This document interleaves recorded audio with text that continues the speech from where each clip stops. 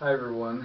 So in this video I'd like to talk about another Barry Harris harmonic concept that stems way back to one of the first videos I posted on here about how from every single fully diminished seventh chord we get a family of 4 dominant sevenths.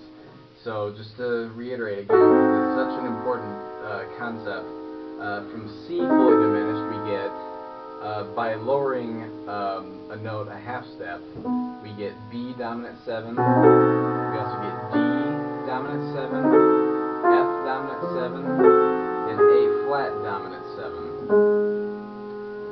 So again, 4 dominants from every diminished. Now in a not quite so old video, I talked about how we can borrow one or multiple voices when we play chords in order to give a new color to our voicings and to also create movement. So we talked about things like borrowing diminished notes within the context of the 6th diminished scale. So for example, some things kind of like this.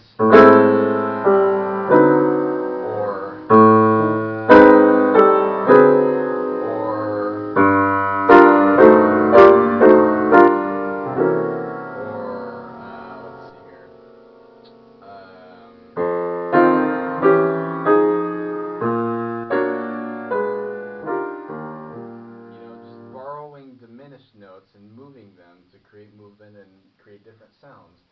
Here's another way that Barry Harris explains that you can do that. Instead of borrowing just notes of a diminished within the context of a 6th diminished scale, so in other words, if I'm playing something that involves C6 and I know I'm working with these 4 diminished notes I can borrow, there's another degree of freedom that we can take advantage of. And what that is rather than just borrowing the normal, quote-unquote, diminished notes from the 6, we can also feel free to freely borrow one of the roots of the 4 dominants that come from a diminished. So, in other words, if I'm playing over something that involves C6, and here are my diminished notes, I'm also free to borrow any of the notes I lower to create dominant chords as well. And this becomes especially effective when you're playing something in this fashion to where you have at least one voice doubled. So here I'm playing C in my left hand and an inversion of C6 in my right hand. And if I were to do the normal 6th diminished scale all the way down, just having that one voice doubled, it would look like this. You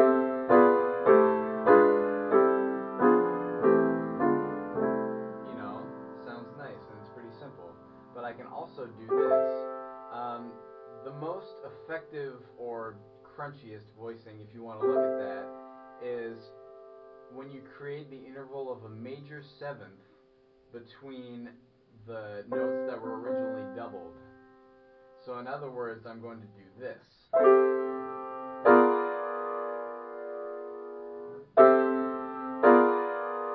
And you might think, well, that's wrong, isn't it? You know, you're not playing the full diminished chord, but it's perfectly valid. All I did was I borrowed the B flat from this diminished chord. And the reason why I'm able to do that is because it's one of the roots of the 4 dominants that comes from this diminished chord. And if you notice that interval of a major 7th, that's what's created. And that's when you get what I think is the best sound out of this concept. So if I do that all the way down, check out what it sounds like.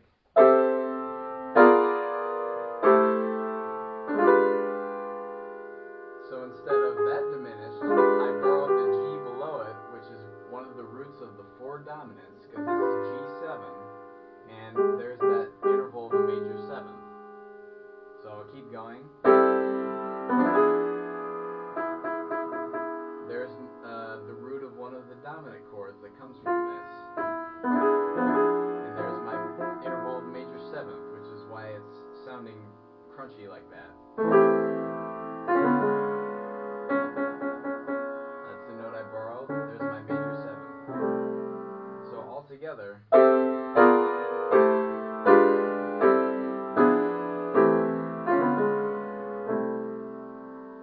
that's another dimension to, or rather another perk of knowing that four dominants come from the same diminished, is it just adds another degree to your chord voicings. So let's take that to the context of if I was trying to create movement in the context of a 2-5, I could do it like that with inversions of the sixth chord and diminished chords, playing them like normal.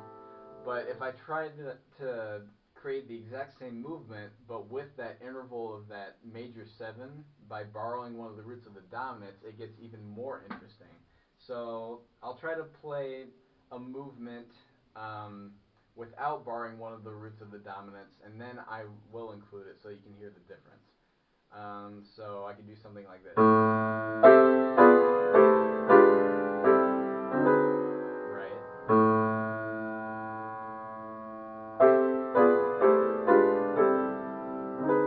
Now I'll borrow the root of the dominant chord to create that major 7th.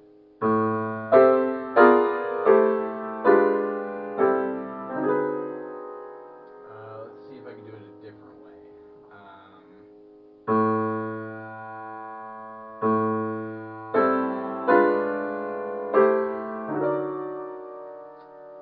Alright, so instead of, I could do,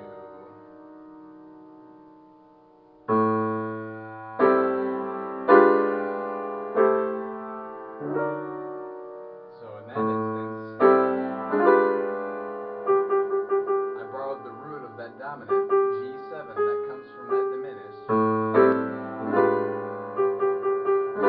create that major 7.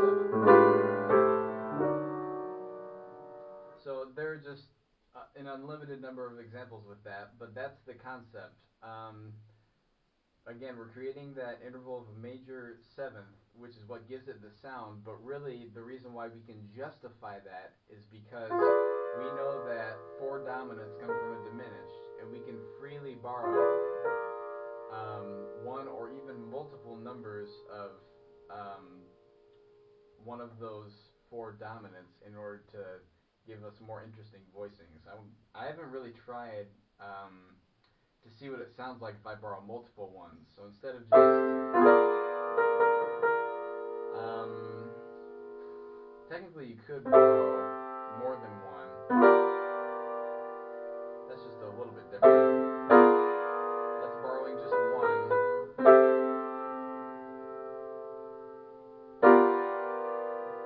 That's borrowing 2.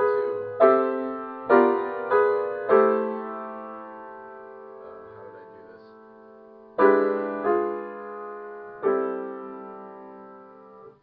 So, as it turns out, you can get pretty far out if you want to think of it that way, but still completely justify it.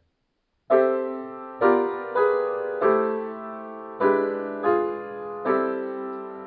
see, what would the next one be?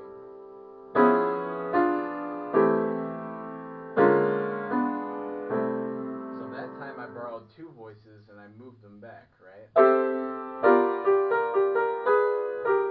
Those are roots of the 2 dominants that come from there.